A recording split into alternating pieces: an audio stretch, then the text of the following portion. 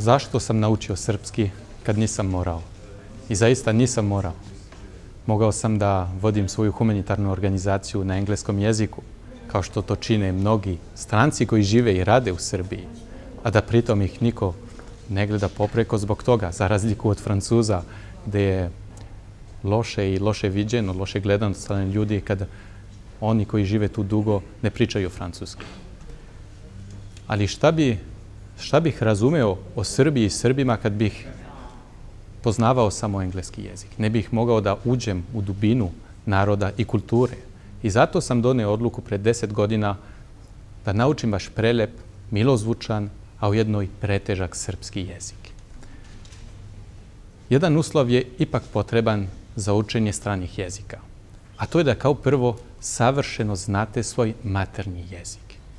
I zato predlažem svim studentima da studiraju srpski jezik kako bi vas ceo svet razumeo. Da negujete vaš prelep srpski jezik kako biste i lakše naučili sve druge jezike.